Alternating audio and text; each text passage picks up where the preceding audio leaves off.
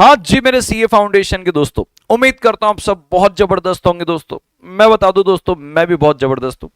दोस्तों उम्मीद करता हूं आप सारों का आपके सीए फाउंडेशन में 2025 का जो एग्जाम है वो बहुत ही अच्छा गया होगा। अभी आप थोड़ा एंजॉय कर रहे होंगे। आप सब लोगों की रिक्वेस्ट पे मैं आपके सामने लेके आ रहा हूं सीए फाउंडेशन लॉ में 2025 का डिटेल्ड सजेस्टेड आंसर। एक एक एनालिसिस, एक एक पॉइंट का डिटेल्ड एनालिसिस है। मैंने पूरा का पूरा सजेस्टेड आंसर आपके लिए बना के रखा हुआ है। एक एक आंसर इस पे आपको डिटेल पे मिलेगा। ये पीडीएफ जो मैं आपको दिखा रहा हूं स्क्रीन पे, आपको इसी वीडियो के डिस्क्रिप्शन बॉक्स में मिल जाएगी, जिसपे एक एक आंसर का सेक्शन के साथ, एनालिसिस पॉइंट के साथ आपको आंसर दिया है, ताकि आप सही मायने में सही इवैल्यूएशन कर पाए कि आपने एग्जाम पे क्या लिखा है, आपको लिखना कैसा था, एंड सो ऑन। बच्चों की बहुत रिक्वेस्ट आ रही थी सर कि हमको एक रिलायबल सोर्स चाहिए, बस पॉइंटर्स नहीं चाहिए कि इस पे ऐसा होगा ऐसा होगा। हमको सही तरीके से इवैल्यूएशन समझ के लेना है कि हमारा पेपर कैसा गया और वाकई में पेपर कैसा आया था, इसके बारे से रिव्यू भी करना है।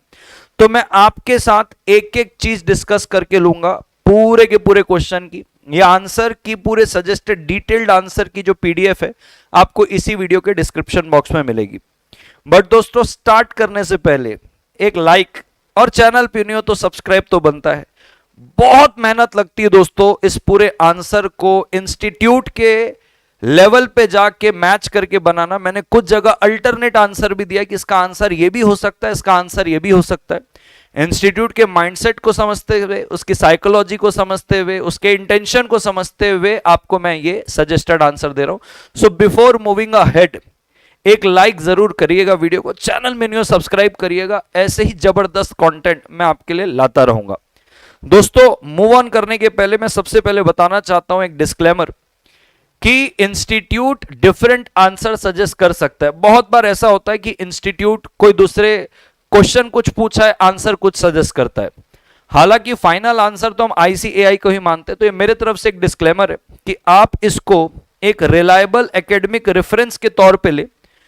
ये इंस्टीट्यूट का कोई ऑफिशियल की नहीं है and it is subject to variation. तो अगर आपको इवैल्यूएशन करना होगा तो आईसीएआई का जो फाइनल आंसर की आएगा, सजेस्टेड आंसर आएगा, वहां से करिएगा, क्योंकि इंस्टीट्यूट कभी कभी अलग आंसर बताता है। हालांकि मैंने पूरी कोशिश की है कि 100% आंसर एक्यूरेट रहे, बट जैसा कि आप जानते हैं इंटरप्रिटेशन में 2 + 2 4 भी हो सकता है और इंटरप्रिटेशन में 2 + 2 5 भी हो सकता है। इंटरप्रिटेशन करने वाले की ये कला है, अगर उसको 2 + 2 5 चाहिए तो वो 5 का इंटरप्रिटेशन बताएगा, अगर उसको 2 + 2 4 चाहिए वो 4 का इंटरप्रिटेशन बताएगा। यही तो इंटरप्रिटेशन की खूबसूरती है। तो ये एक रिलायबल एकेडमिक रेफरेंस की तरह आप देखेंगे और हम वेट करेंगे इंस्टीट्यूट के फाइनल आंसर का कि वो क्या फाइनल आंसर देता है। हालांकि लगभग जितने मैं आंसर आपको बताऊंगा, मेरी पूरी कोशिश रही है कि 100% आंसर आपके एज इट इज ऐसे ही होने चाहिए। ये मैं उम्मीद करता हूं आईसीआई से भी। हालांकि जब अभी मैं डिस्कस करूंगा तो भी आपको चीजें पता चल जाएगी, एक एक सेक्शन, एक एक लॉजिक के साथ आपके सामने आंसर में पेश करूंगा, तो आपको भरोसा अपने आप आ जाएगा कि हाँ यहां पे चीजें सही चल रही है। और आपको रिलायबल सोर्स पे ही विश्वास रखना चाहिए। ऐसे पॉइंटर्स वाले इस पे ऐसा होगा ऐसा होगा, उस पे आपको सही इवैल्यूएशन नहीं पता चलता कि आपने क्या लिखना था, आपने क्या लिखा है, आपको क्या मार्क्स मिलेगा। तो दोस्तों बिना किसी देरी के मैं शुरू करता हूं। क्वेश्चन नंबर 1A, जैसा कि आप देख पा रहे हैं, लिखता है कि एबीसी एक इंफ्रास्ट्रक्चर लिमिटेड है, बहुत टाइम से बिजनेस कर रही है। पी नाम का एक व्यक्ति उनका परचेस मैनेजर है। उसको बोला गया कि भाई रॉ मटेरियल खरीद के ला, रोड बनानी है न्यू दिल्ली पे या दिल्ली पे। उसने एक एजेंट अपॉइंट किया, पी ने क्यू नाम का एक एजेंट अपॉइंट किया कि बोले जा भाई रॉ मटेरियल खरीद ला। और क्यू को उसने बोला कि भाई मजबूत ब्रांड ऑफ सीमेंट का सीमेंट खरीद के लाना 2000 से 2500 रुपए पर टन के बीच में। क्यू जो है 1000 टन खरीदता है और 1000 का 1000 टन जो है 3500 रुपए के हिसाब से खरीदता है, जबकि उसको 2000 से 2500 के में बोला था।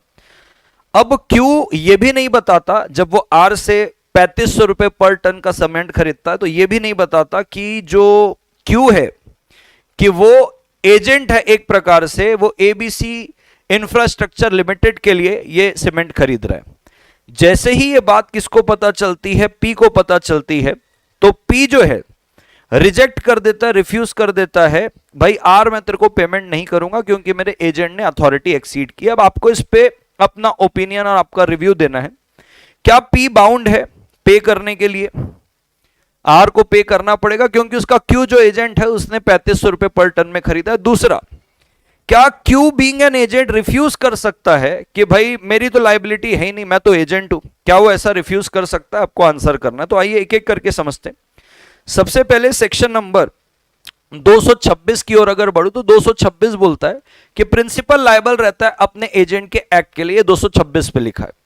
228 क्या बोलता है? कहता है देखो अगर एजेंट अपनी अथॉरिटी को एक्सीड करता है तो प्रिंसिपल लायबल नहीं है उसके लिए। अगर अथॉरिटी जो एक्सीड किया अगर वो सेपरेबल है तो जितना सेपरेट हो सकता है जो विद इन द अथॉरिटी है उतने के लिए प्रिंसिपल लायबल, और जितना बाहर है उसके लिए लायबल नहीं। बट क्या यहां पे सेपरेबल है? नहीं भाई साहब, 3500 रुपए का आपने 1000 टन खरीद के लाया, पूरा का पूरा ट्रांजेक्शन जो है ऑल टुगेदर बाहर है अथॉरिटी के, तो principal is not bound to recognize the transaction क्योंकि सेपरेबल नहीं है। तो यहां पे जो एजेंट है उसने वॉयलेट किया, क्यू ने क्या किया? वॉयलेट किया कि भाई 3500 रुपए टन पे खरीदा जबकि 2000 से 2500 में बोला था। तो डेफिनेटली यहां पे जो पी है, जो परचेज मैनेजर है, वो बाउंड नहीं है पे करने के लिए, वो मना कर सकता है। ठीक है, तो ये आंसर बेस रहेगा 226 पे और 228 पे कि भाई उसने अपनी अथॉरिटी एक्सीड की, सेपरेबल नहीं है। तो पी जो है बाउंड नहीं है कि वो इस ट्रांजैक्शन को रिकॉग्नाइज करे, ये वर्ड आना बहुत ज्यादा जरूरी है, और पी बाउंड नहीं है, उसको नहीं देना है। अब मैं मूव ऑन करता हूं। क्या जो मिस्टर आर है यानी कि जो सेलर है जिसने सीमेंट बेचा है, वो क्यू को सूट फाइल कर सकते एजेंट को, जो कि ऑलरेडी रिफ्यूज कर रहा है, भाई मैं तो एजेंट हूं, मेरे को क्यों लायबल ठहरा रहे हो? तो इस पे एक आता है सेक्शन नंबर 230। 230 ये बोलता है कि एजेंट जो है पर्सनली किसी भी कॉन्ट्रैक्ट को इन्फोर्स नहीं कर सकता, ना तो वो पर्सनली बाउंड होगा क्योंकि वो एजेंट है, वो तो प्रिंसिपल के लिए एक्ट कर रहा है। लेकिन इसके कुछ एक्सेप्शन है। वन ऑफ द एक्सेप्शन ये है दोस्तों, जब एजेंट जो है डिस्क्लोज नहीं करता the name of his principal, बताता ही नहीं है कि मैं किसी का प्रिंसिपल हूं। यहां पे साफ एक बात लिखी हुई अगर आप देख पाओगे, Q has not disclose the fact to R that he was buying cement for ABC manufacturers infrastructure limited. तो क्वेश्चन साफ बता रहा है कि नहीं बताया। तो 230 में तो बोलता है कि भाई वैसे तो वो पर्सनली ना बाउंड होता ना तो इन्फोर्स कर पाएगा, लेकिन उसका एक एक्सेप्शन है कि अगर वो नहीं बताता कि वो किसका एजेंट है तो उस परिस्थिति में वो प्रिज्यूम किया जाता है कि खुद को लायबल ठहराने के लिए अंडरटेक कर रहा है। तो यहां पे क्यू पर्सनली लायबल रहेगा और आर जो है सूट फाइल कर सकता है क्यू के against for breach of contract and compensation. ठीक है सर, जीवन में आगे बढ़ते हैं। ये बहुत ही इजी सवाल दोस्तों, स्मॉल कंपनी के ऊपर कहता है दो सिचुएशन है, बताइए स्मॉल कंपनी है कि नहीं। आपको पता स्मॉल कंपनी एक प्राइवेट कंपनी होती है, paid up share capital 4 crore से ज्यादा नहीं होना चाहिए एंड टर्नओवर पिछले फाइनेंशियल ईयर का 40 करोड़ से ज्यादा नहीं होना चाहिए। साफ लिखा है अदर देन पब्लिक कंपनी होगी। तो अब देखो ऊपर बोल रहा है STS private limited, turnover 10 crore है और पेड अप शेयर कैपिटल कितना है 1 करोड़ का। लेकिन एक डेटा देता है कि ये देखो 1 लाख इक्विटी शेयर है 100 रुपए का, इस पे 60,000 इक्विटी शेयर तो यूवी इंफ्राटेक प्राइवेट लिमिटेड रखा है, यानी कि सर यूवी इंफ्राटेक होल्डिंग हो गई, एसटीएस सब्सिडरी हो गई। और सेक्शन 2 क्लॉज 85 अपने को ये बोलता है एक्सेप्शन के अंदर, यानी कि लिखता है provided that nothing content in this clause shall apply to holding subsidiary में, सेक्शन 8 कंपनी में और इस पे। तो हमारा तो यहीं पे खत्म हो गया किस्सा। भाई एसटीएस आप भले प्राइवेट कंपनी हो, आप पब्लिक नहीं हो, आप क्राइटेरिया भी पूरा कर रहे हो, पेड अप शेयर कैपिटल आपका 1 करोड़ है, टर्नओवर आपका 10 करोड़ है, बट आप एक्चुअल में बन गए सब्सिडरी, ये होल्डिंग है, आप स्मॉल कंपनी नहीं कहलाओगे। दूसरा जेडएक्स लिमिटेड है, अरे भाई लिमिटेड मतलब पब्लिक कंपनी है, भले तुम्हारा paid up share capital 3 crore turn, तुम क्राइटेरिया पूरा कर रहे हो, तुम थ्रेशोल्ड पूरा कर रहे हो, बट आप पब्लिक कंपनी हो ना भाई, प्राइवेट होना चाहिए। तो पहले केस में यूवी इंफ्राटेक होल्डिंग हो गई है, तो एसटीएस क्योंकि सब्सिडरी बन गई है आप उसको स्मॉल कंपनी नहीं बोल सकते, भले आपका कैपिटल और टर्नओवर का क्राइटेरिया पूरा हो रहा है। जेडएक्स पब्लिक कंपनी है, पब्लिक कंपनी कभी भी स्मॉल कंपनी नहीं बनेगी भले ही वो थ्रेशोल्ड को कंप्लाई कर रही है। ठीक है सर, क्वेश्चन 1B2 पे मैं चलता हूं। पेड अप शेयर कैपिटल अपना कह रहा है कि 80 करोड़ रुपए का है, किसका, एसीडी लिमिटेड का। प्रेफरेंस शेयर कैपिटल 20 करोड़ रुपए का है, टोटल आप पेड अप शेयर कैपिटल देखोगे तो 100 करोड़ का। अब बी लिमिटेड कहता है कि वो इक्विटी शेयर होल्ड कर रहा है एसीडी लिमिटेड में, कितने का, 15 करोड़ का इक्विटी। तो 80 करोड़ पे 15 करोड़ बी लिमिटेड होल्ड कर रहा है एसीडी लिमिटेड में, और प्रेफरेंस कितना होल्ड कर रहा है, 10 करोड़। अब आपको बोल रहा है बताओ इनको एसोसिएट बोलेंगे क्या? आप खुद जानते हैं दोस्तों, एसोसिएट के लिए सिग्निफिकेंट इन्फ्लुएंस के हिसाब से at least not less than 20% of the total voting power होना चाहिए। और वोटिंग हमेशा, वोटिंग किससे आता है, इक्विटी से आता है। देयर आर सर्कमस्टेंसेस जहां पे प्रेफरेंस को वोटिंग मिलती है, बट वो कुछ स्पेसिफिक सर्टन सिचुएशन है। ऑर्डिनरीली प्रेफरेंस को कोई भी वोटिंग नहीं मिलती है। तो सबसे पहले तो आपको एसोसिएट का डेफिनेशन लिखना था, और प्रेफरेंस शेयर कोई वोटिंग राइट नहीं रखते नॉर्मल सर्कमस्टेंसेस में, तो उनको आप कंसीडर ही नहीं करोगे वोटिंग पावर के लिए। अब अगर आप देखोगे 80 करोड़ में 15 करोड़ रखा हुआ है, कौन 15 करोड़ रखा हुआ है, बी लिमिटेड। कितना हुआ, 18.75 हुआ। तो भाई 18.75 वोटिंग पावर पे आप एसोसिएट नहीं बनोगे, क्योंकि ये कम से कम 20% से कम है, 20% कम से कम होना चाहिए। तो B limited can not be considered as associate company of ACD limited. आपको क्राइटेरिया यहां पे बताई दिया है। अब उसके बाद ये आउटगोइंग पार्टनर का राइट पूछ रहा है, और इंडेमनिफिकेशन के बारे से पूछ रहा है कि पार्टनर का राइट है कि उसको इंडेमनिफाई किया जाए फर्म के द्वारा, और पार्टनर की लायबिलिटी के वो फर्म को इंडेमनिफाई करेगा अगर वो कुछ गलत करता है। तो ये सेक्शन नंबर 36 पे ये पूरी की पूरी बातें लिखनी है आपको। और 13E, सेक्शन 13E और F के अंदर, पार्टनरशिप एक्ट 1932 के अंदर आपको ये मिलेगा जहां पे इंडेमनिटी की बात है। ये सारी चीजें आपको लिखना था। मैं आगे बढ़ता हूं दोस्तों, ये बड़ा अच्छा क्वेश्चन है ये वाला, ध्यान से देखिएगा। इसके मैंने 2 प्रकार से आंसर करने की कोशिश की है। लेट अस वेट इंस्टीट्यूट कैसा आंसर करता है। अब कहता है एस ने परचेस किया ड्रेस रेपुटेटेड शोरूम से और कैश पे पेमेंट किया है। ड्रेस में कुछ अल्ट्रेशन करवाना था। शॉपकीपर बोलता है भैया सेम डे हो जाएगा, एक दिन पे अल्ट्रेशन हो जाएगा। और शॉपकीपर कहता है एस को वो इन्फॉर्म करेगा, फोन करेगा जैसे ही ड्रेस रेडी हो जाएगा। ठीक है सर। अगले दिन इवनिंग तक ड्रेस रेडी हो जाता है, अल्ट्रेशन हो जाता है, लेकिन शॉपकीपर भूल जाता है एस को फोन करने के लिए कि भाई ड्रेस रेडी हो गया, आके ले जाओ। मीनवाइल शॉर्ट सर्किट होता है और काउंटर के आसपास जो भी शॉप के काउंटर पे पैकेट रखे तो जल जाते हैं। उस पे इसका भी एस का जो ड्रेस है वो जल जाता है। तो अभी ऐसा है 10 दिन बाद एस जब ड्रेस लेने के लिए जाता है तो उसको इन्फॉर्म किया जाता है कि आप लेट हो गए, उसका ड्रेस जो है वो जल चुका है। तो एस बोलता है भैया मेरे पैसे वापस करो। शॉपकीपर रिफ्यूज करता है, कहता है वो तो अगले ही दिन रेडी हो गया था, आपको आ जाना था टाइम से, तो वो जलता नहीं। कहता है अब मेरी कोई लायबिलिटी नहीं बनती है, क्योंकि आप अगर टाइम पे ड्रेस लेते तो वो जला नहीं होता, आपकी गलती है। एस बोलता है भैया मैं तो वेट कर रहा था, मैं तो वेट कर रहा था कि आप मेरे को बताएं, ये फोन करें कि रेडी हो गया करके, तो अब मैं जिम्मेवार नहीं हूं, मेरे को तो अपना पैसा वापस चाहिए। तो देखो दोस्तों, इस पे मैंने काफी अच्छे तरीके से आंसर करने की कोशिश की। सेक्शन 19 एक बोलता है कि प्रॉपर्टी तब पास होती जब पार्टी इंटेंड करती है पार्टी को कि कब उसको प्रॉपर्टी ट्रांसफर करना है। ठीक है।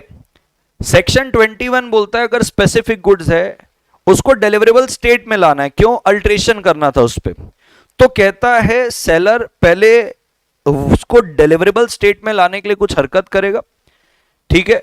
और उसके बाद प्रॉपर्टी तब तक पास नहीं होगी जब तक वो डिलीवरेबल स्टेट में नहीं आ जाता, वो एक्ट करके और बायर को नोटिस नहीं दे देता। ये 21 बोलता है।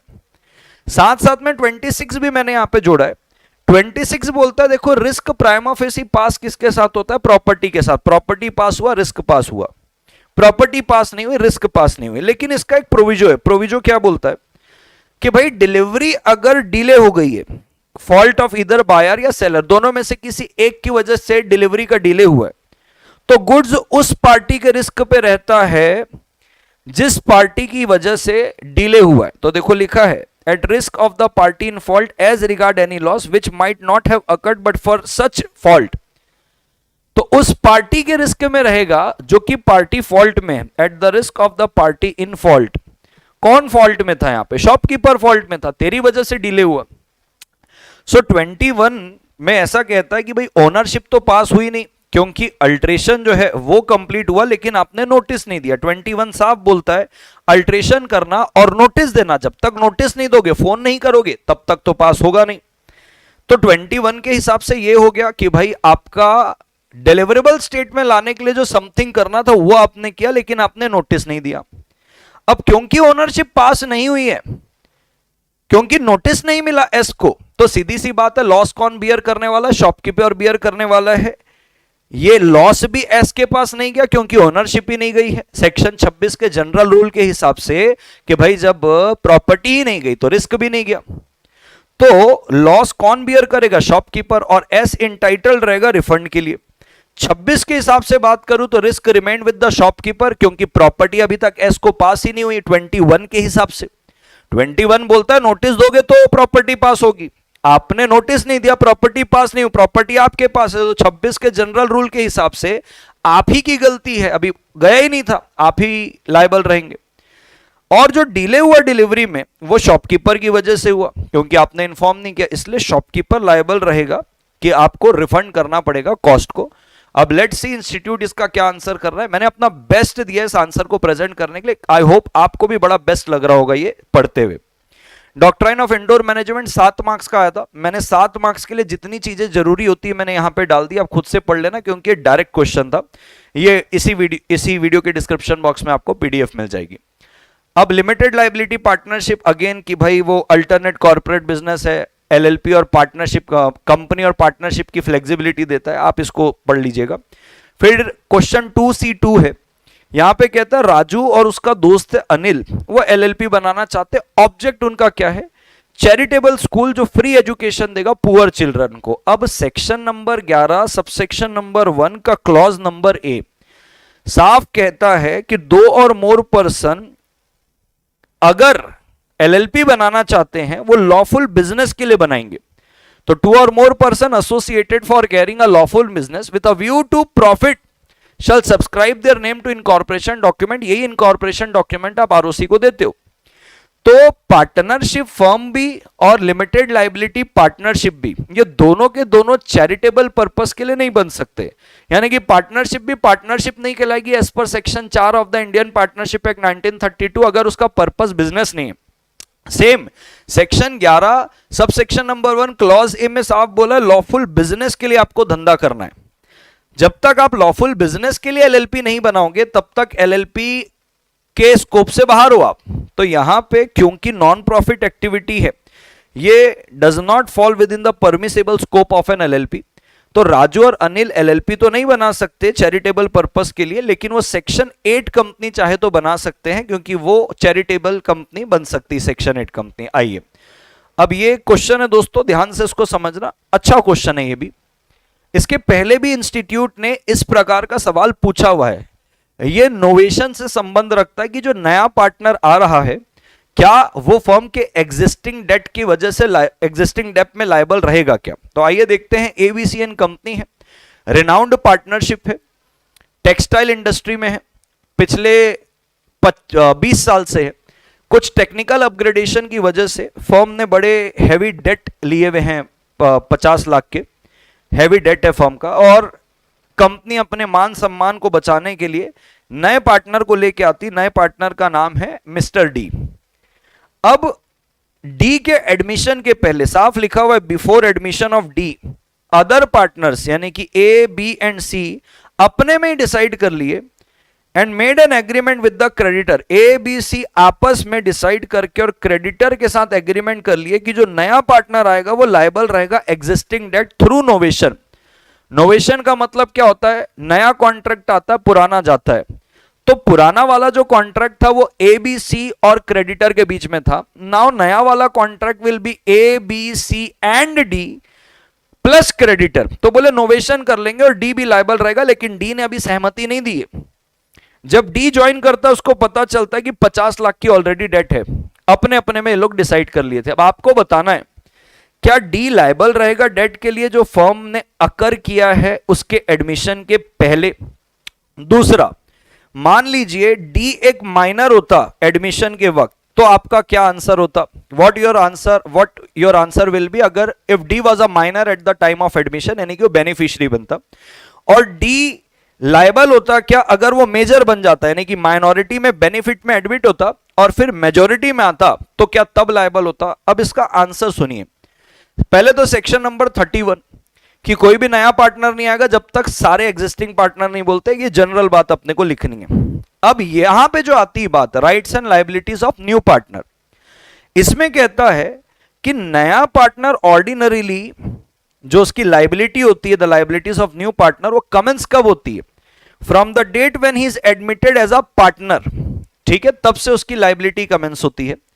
Unless he agrees to be liable for obligation incurred by the firm prior to the date, यानी कि अगर वो एग्री करता है कि मैं लायबल रहूंगा ऑब्लिगेशन से मेरे एडमिशन के पहले भी, तो ही होगा। क्या इस क्वेश्चन में उसकी कंसेंट ली गई थी? नहीं। तो जो नया फर्म है including new partner who joins it may agree to assume the liability for existing debt of the old firm and the creditor may agree to accept the new firm as their debtor and discharge the old partner. ध्यान दे क्या लिखा है, नया firm including the new partner, यानी कि A B C and D जिसने join किया वो एग्री कर सकता है कि मैं लूंगा एग्जिस्टिंग डेट ओल्ड वाले फर्म। ओल्ड वाला फर्म कौन सा? ए बी सी वाला ओल्ड फर्म है। नया फर्म कौन सा? A B C and D. तो कहता है एग्री करेगा, एंड क्रेडिटर भी एग्री करेगा कि ठीक है भैया, नया पार्टनर को, नए फर्म को मैं एज अ अपना डेटर एक्सेप्ट कर रहा हूं, क्योंकि पुराना फर्म तो गया एबीसी वाला, ये तो नया बना एबीसी एंड डी, रिकॉन्स्टिट्यूशन हुआ। क्रेडिटर की भी कंसेंट रहेगी जरूरी। लेकिन भाई साहब ऐसा है, आपने अपनी मर्जी से एबीसी ने मिलके क्रेडिटर को बोल दिया कि वो लायबल रहेगा, कंसेंट किधर थी? डी की कंसेंट ही नहीं थी। तो मुद्दा ये आता है कि क्या डी लायबल रहेगा? तो भाई साहब डी बिल्कुल भी लायबल नहीं रहेगा, क्योंकि वो खुद से एग्री नहीं किया कि मैं बाउंड होऊंगा। एंड देयर इज अ, यहां पे लिखा हुआ है देखो, unless he himself agree to be bound, और एक ट्राई पार्टी एग्रीमेंट होगा involving D and the creditor, इसको नोवेशन बोलेंगे। अब क्योंकि ये वाला जो एग्रीमेंट है ओल्ड पार्टनर और क्रेडिटर के बीच बस हुआ, D was not a party to it, he can not be held liable. उसमें डी का तो कोई योगदान ही नहीं था, वो तो कोई सहमति में ही नहीं था। Whether your answer will be different if D was a minor at the time of admission. तो भैया देखो, माइनर जब एडमिट होता है तो minor is never personally liable, वो तो बेनिफिशियरी रहता है। हाँ, सीधी सी बात है, उसका जो प्रॉपर्टी है, फॉर्म पे प्रॉपर्टी या प्रॉफिट है, आप उसको यूज कर सकते हो to satisfy liability, but personal liability तो आती नहीं है। तो वहां सवाल ही नहीं पैदा होता कि माइनॉरिटी में वो लायबल रहेगा, क्या होगा ही नहीं। अब कहता है मान लो मेजर हो जाएगा तो क्या? अरे मेरे प्यारे, मेजर भी होगा तो जब वो मेजोरिटी अटेंड करेगा 6 महीने में बताएगा कि उसको मेजर बनने के बाद पार्टनर बनना है कि नहीं। अगर वो बोलता है मुझे पार्टनर बनना है, तो वो तब से लायबल होता है जब से उसको बेनिफिट में एडमिट किया है। तो भाई अगर तुम बोलते हो कि बेनिफिट में एडमिट होता है, जैसे यहां पे लिखा है डी जॉइन्स, तब उसको पता चला 50 लाख की डेट थी, यानी कि जब ज्वाइन किया, भले माइनर एज अ ज्वाइन किया होगा, बेनिफिशियरी में गया होगा, तो डेट तो उसके पहले से थी ना। तो जब वो ज्वाइन किया है तब से लायबल रहता है, जब से बेनिफिट को ज्वाइन किया तब से लायबल। तो जब ज्वाइन किया था उसके पहले 50 लाख की डेट थी, तो ज्वाइन किया उसके पहले के लिए लायबल क्यों रहेगा, उसके बाद के लिए लायबल रहेगा।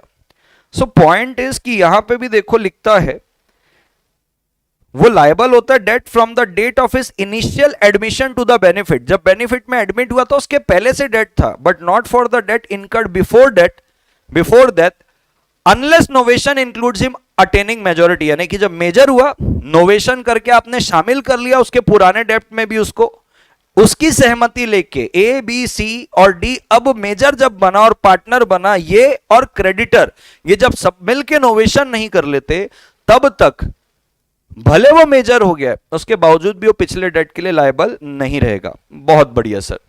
अब object clause of memorandum of association है एबीसी लिमिटेड का, वो ऑथराइज कर रहा है कंपनी को to carry on the business of trading in property. MOA बोलता है प्रॉपर्टी में ट्रेड करने का काम है एबीसी प्राइवेट लिमिटेड का गुड़गांव में। अब क्योंकि company was not doing well, company ढंग से परफॉर्म नहीं कर पा रही थी, तो डायरेक्टर ने सोचा कि इसका डाइवर्सिफाई कर देते हैं बिजनेस, कंस्ट्रक्शन बिजनेस पे चलते।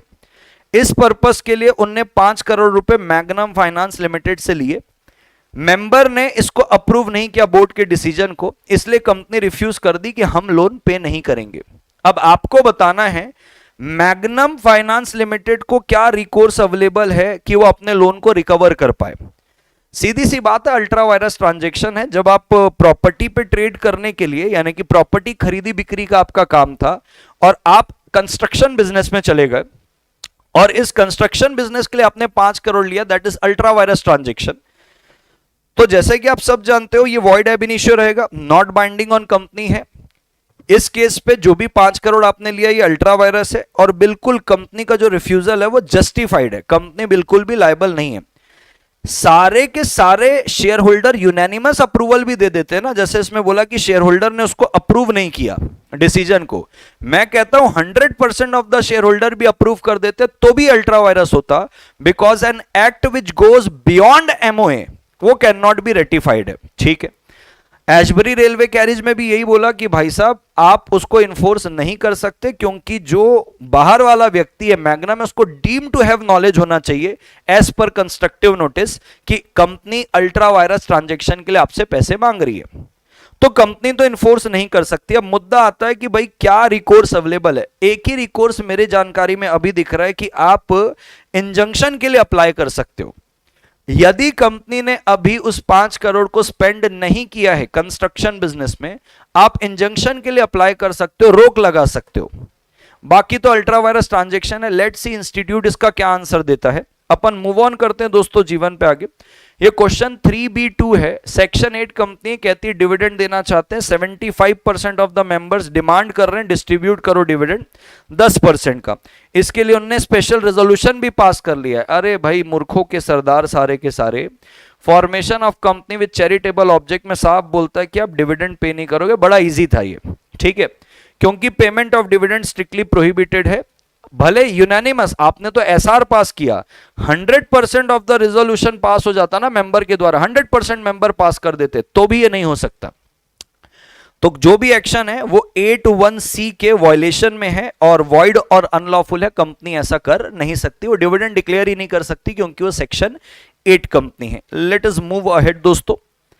यहां पे आपको नेचर एंड एक्सटेंट पूछ रहा है श्योरिटी की लाइबिलिटी का, तो को एक्सटेंसिव होती है, उसकी सेकेंडरी नेचर लाइबिलिटी होती है। 2 पॉइंट और है इधर। फिर ये अगर आप मिस रिप्रेजेंटेशन कंसीलमेंट करके या को श्योरिटी को नहीं जोड़ते तो इसकी आपको कहता है कि आपका जो गारंटी है वो क्या माना जाएगा, वॉइड माना जाएगा, इनवैलिड माना जाएगा। ये 6 मार्क्स का था, तो 6 मार्क्स के लिए जितने जरूरी पॉइंट थे मैंने यहां पे दे दिए। अब इधर आते कि भाई एक्स जो है एक बिजनेस चला रहा है, लीज में देता है कार को, भाड़े में देता है सरल शब्दों में। वाई आता है कहता है भाई साहब मेरे को गाड़ी चाहिए 10 दिन के लिए, मैं दिल्ली से अमृतसर जाऊंगा, ठीक है। एक्स बोलता है होंडा सिटी ले लो, 50,000 रुपए 10 दिन का रहेगा, कंडीशन ये है कि पेट्रोल और टोल एक्सपेंस आप ही पे करोगे। वो वाई को बोलता है। वाई कार ले लेता है। जब जर्नी शुरू करता है तो कार का इंजन चोक हो जाता है, 10,000 रुपए स्पेंड करने पड़ते कार की रिपेयरिंग में, वाई को स्पेंड करने पड़ते। जब अमृतसर से वापस आ रहा था, क्योंकि ब्रेक कार के काम नहीं कर रहे थे तो बड़ा मेजर एक्सीडेंट हो जाता है और वाई को हॉस्पिटल में एडमिट कराया जाता है, 50,000 रुपए का बिल आता है। वाई आस्क एक्स कि भाई अब तू मेरे को ये 60,000 रुपए दे, 50,000 हॉस्पिटल का और 10,000 रुपए जो गड़बड़ हुआ उसके लिए, टोटल 60,000 हुआ। एक्स बोलता है भाई मुझे नहीं पता था, गाड़ी का इंजन खराब है और जो ब्रेक फेल है मुझे नहीं पता था, तो मैं तो पैसे नहीं दूंगा।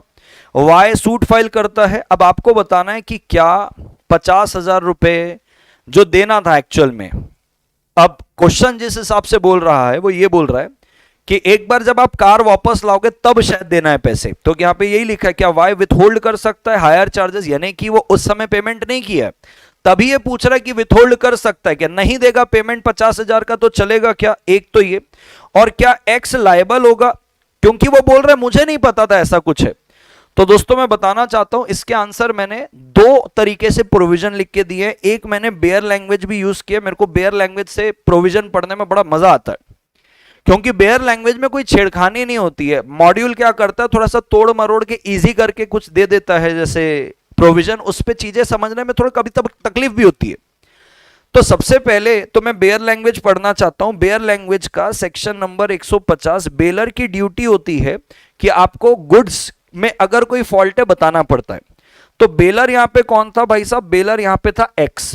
एक्स तुम बाउंड हो कि आपको डिस्क्लोज करना है जो भी गुड्स में फॉल्ट है, of which the bailor is aware, अगर पता है तो, which materially interfere with the use of them, material यानी कि वाई के यूज करने में बहुत ज्यादा प्रभाव पड़ा, इंटरफेयर हुआ। चोक हो गया इंजन, टाइम वेस्ट हुआ, 10,000 रुपए देने पड़े। ब्रेक काम नहीं किया तो वो बेली को एक्स्ट्रा ऑर्डिनरी रिस्क में ले गया, एक्सीडेंट हो गया उसका।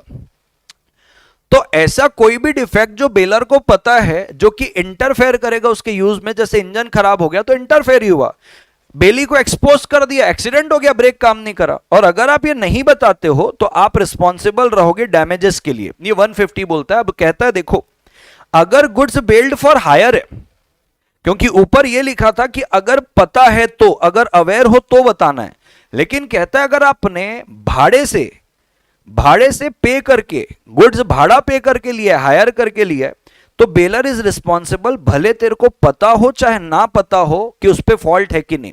यानी कि कोई चीज के लिए आप किराया चार्ज कर रहे हो, उसके बाद गुड्स दे रहे हो, तो आपको चाहे पता हो चाहे ना पता हो, आपको बताना पड़ेगा। तो ऊपर तो साफ लिख दिया कि भाई साहब इसका तो बिजनेस ही है, लीज में देता है, भाड़ा लेता है। इसी प्रकार से अगर आप जाओगे तो ग्रेचुअस बेलमेंट, यानी कि अगर आप किसी से पैसे कोई नहीं ले रहे हो तो तभी आपको बताना है डिफॉल्ट, जब आपको पता है। लेकिन बेलमेंट फॉर हायर है, आपको पता हो चाहे ना पता हो बताना पड़ेगा।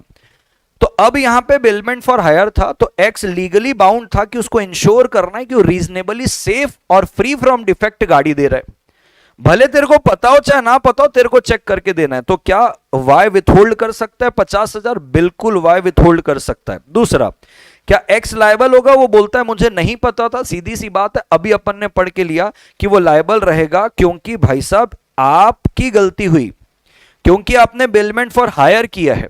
तो बेलमेंट फॉर हायर में आपको पता हो चाहे ना पता हो, आपको डिस्क्लोज करना पड़ता है, तो बिल्कुल एक्स लायबल रहेगा।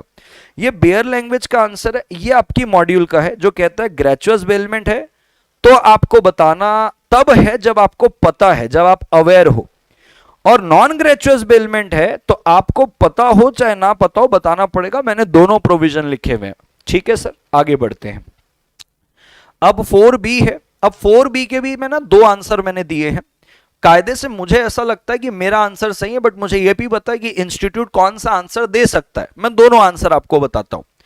4B1 की अगर मैं बात करूं, कहता है delivery of an instrument essential है, चाहे इंस्ट्रूमेंट बियरर को हो चाहे ऑर्डर को हो, पेबल टू बियरर हो चाहे ऑर्डर हो, आपको ये स्टेटमेंट को डिस्कस करना है। तो भैया सबसे पहले तो सेक्शन 14 का रेफरेंस आना चाहिए। कहता है promissory note, bills of exchange और चेक ट्रांसफर होता है to any person so as to constitute the person holder thereof the instrument is said to be negotiated. तो कहता है देखो भाई साहब, नेगोशिएशन कब होता है, ट्रांसफर कब होता है? जब आप इस इरादे से उसको ट्रांसफर कर रहे हो कि ट्रांसफरी क्या बन जाए, होल्डर। अब 2 तरीके से नेगोशिएट होता है, यानी कि जो ट्रांसफर होता है उसको नेगोशिएबल इंस्ट्रूमेंट की भाषा में ट्रांसफर को नेगोशिएट बोलते हैं। एक नेगोशिएशन बाय डिलीवरी, अगर बियरर इंस्ट्रूमेंट है, आपने डिलीवरी कर दी, वो नेगोशिएट हो जाता है, ट्रांसफर हो जाता है। तो भैया फिजिकल डिलीवरी आपने दे दी, हो गया, कोई इंडोर्समेंट की जरूरत नहीं है, बट डिलीवरी तो लगी रही है। 48 बोलता है negotiation by endorsement and delivery, यानी कि जब ऑर्डर इंस्ट्रूमेंट है, ऑर्डर इंस्ट्रूमेंट है तो आप पहले इंडोर्स करते हो कि इंडोर्स टू फलाना, फिर आप उसकी डिलीवरी करते हो, ये जरूरी है।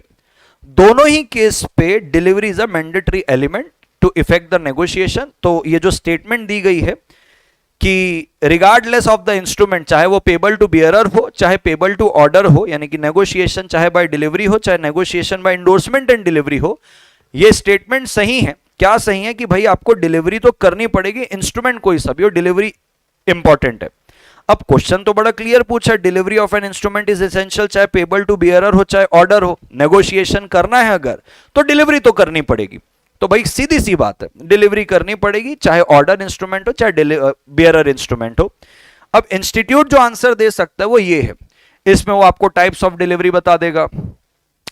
टाइप्स ऑफ डिलीवरी का मतलब भाई, एक होती है आपकी एक्चुअल डिलीवरी, एक होती है कंस्ट्रक्टिव डिलीवरी, बराबर है। एक एक्चुअल डिलीवरी होती है, कंस्ट्रक्टिव डिलीवरी होती है। 46 का रेफरेंस दे देगा, 57 का रेफरेंस दे देगा कि भाई सामने वाला व्यक्ति ने इंडोर्स कर दिया लेकिन डिलीवरी नहीं किया, तो डिसीज्ड पर्सन का लीगल रिप्रेजेंटेटिव भी डिलीवर करके उस नेगोशिएशन को कंप्लीट नहीं कर सकता, कैन नॉट नेगोशिएट। अब भाई ये तो सवाल पूछा ही नहीं है, सवाल तो ये पूछा है चाहे पेबल बियरर को हो चाहे ऑर्डर को हो, डिलीवरी जरूरी है, हाँ तो बराबर है। 14 में अपन ने बोला भाई नेगोशिएट हो जाता है तो सामने वाला होल्डर बनता है, इरादा आपका उसको होल्डर बनाने का होना चाहिए। तो अगर बियरर इंस्ट्रूमेंट है तो भी डिलीवरी लगेगी, ऑर्डर इंस्ट्रूमेंट है तो भी डिलीवरी लगेगी। तो स्टेटमेंट सही है, जो रेलेवेंट सेक्शन थे बता दिए, बट हो सकता है इंस्टीट्यूट ऐसा आंसर दे, आप ध्यान रखें।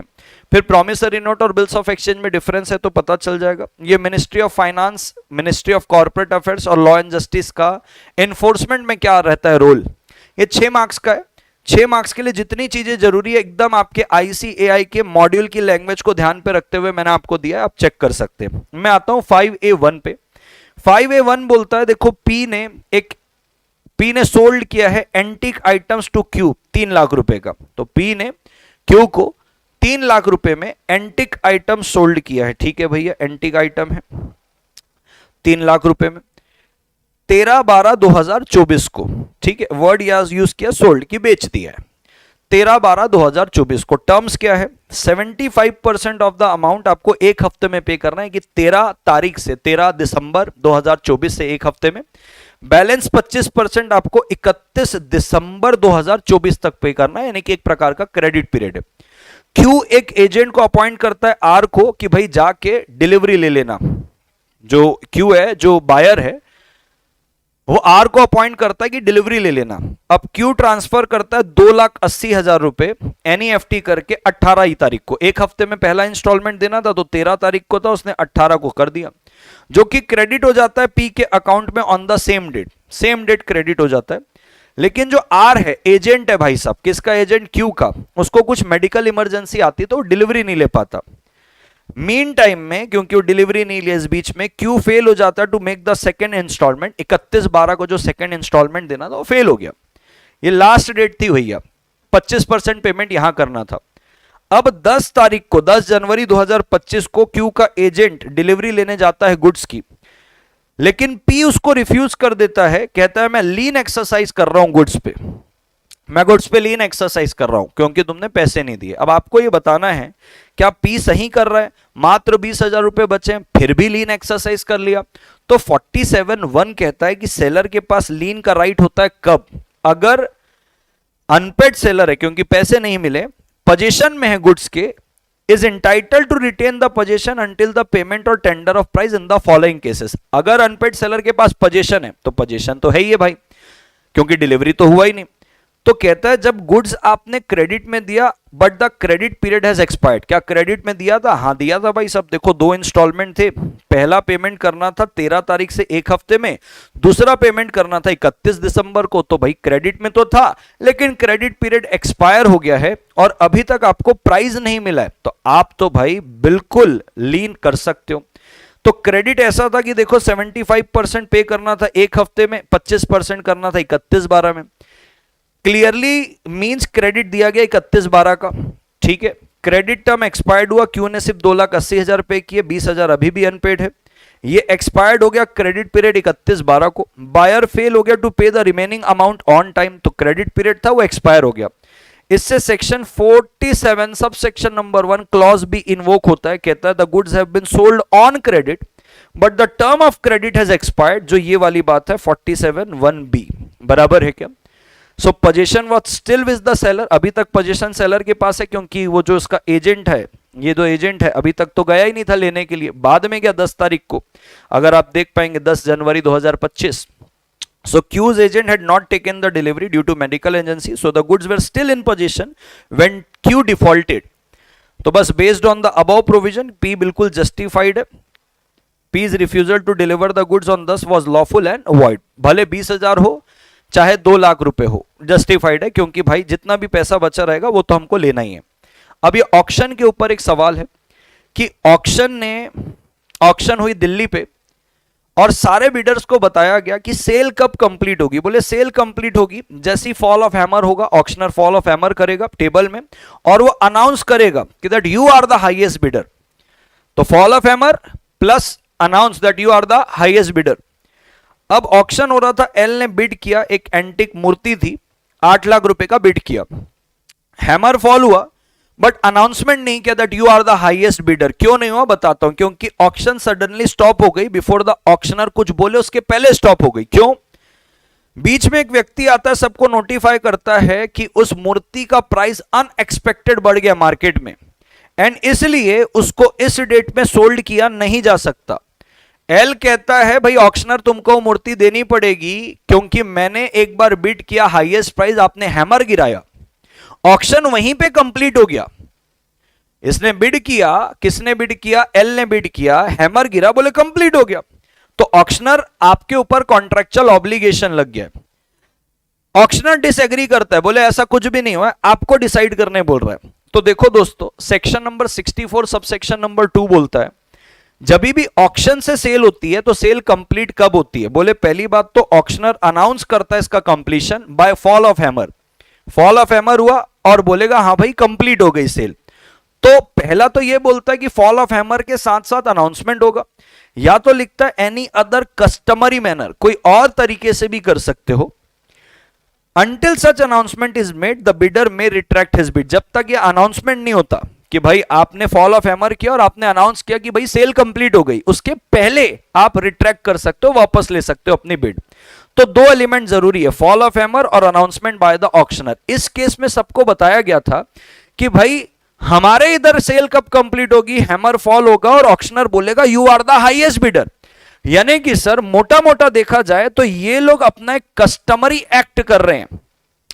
ये कानून के अंदर जो बोला है ना कि फॉल ऑफ हैमर होगा और अनाउंसमेंट होगा कि सेल कंप्लीट हुई, ये उसकी जगह बोल रहे हैं फॉल ऑफ हैमर होगा और बोलेंगे you are the highest bidder, तब कंप्लीट होगा।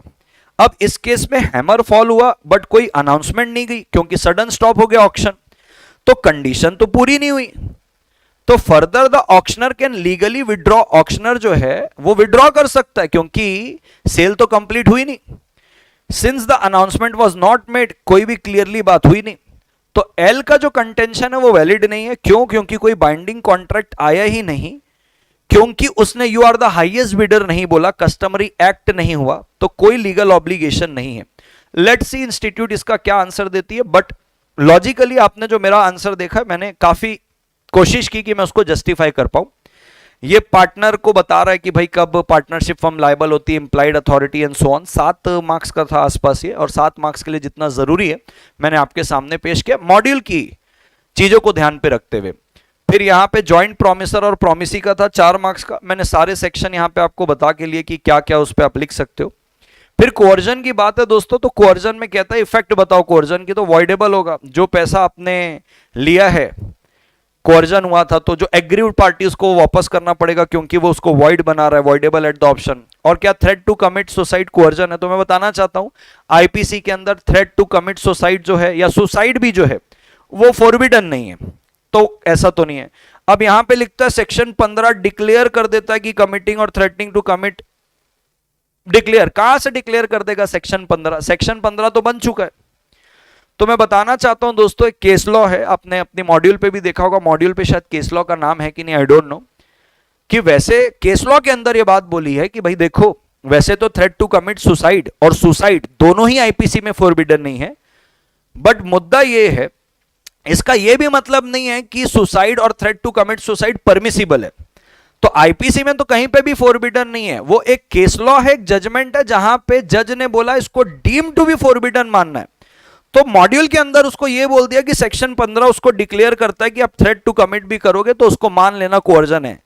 कोई सेक्शन 15 ने डिक्लेयर नहीं किया, जजमेंट से आया, बट क्योंकि आपकी मॉड्यूल कह रही कि उसने डिक्लेयर कर दिया तो मैंने भी वही लिखा है, इसलिए थ्रेट टू कमिट सुसाइड को कोअर्जन माना जाएगा, ठीक है। बट सेक्शन 15 ये डिक्लेयर नहीं कर रहा है, जजमेंट है, केस लॉ का जजमेंट है कि हाँ उसको deem to be forbidden by IPC मानना है। चलिए आते हैं इधर, राम है, राम ने सेकेंड हैंड कार खरीदी है अपने दोस्त रोहन से 5 लाख रुपए में 10 नवंबर 2022 को। 4 लाख रुपए इमीडिएटली पे कर दिया और 1 लाख रुपए का प्रॉमिस किया कि 1 साल पे पे कर दूंगा, लेकिन वो नहीं पे कर पाया 1 साल पे, पूरा दिसंबर 2023 तक आ गया, अभी तक कुछ पेमेंट नहीं हुआ। 5 जनवरी 2024 को राम को रिसीव होता है एक इन्विटेशन रोहन की वेडिंग का कि भाई रोहन की शादी हो रही है, ठीक है सर। तो राम क्या करता है, शादी तो अटेंड नहीं कर पाता है, लेकिन एक चेक भेजता है 51,000 का, 51,000 का एज अ गिफ्ट, जो अपन बोलते हैं ना शगुन।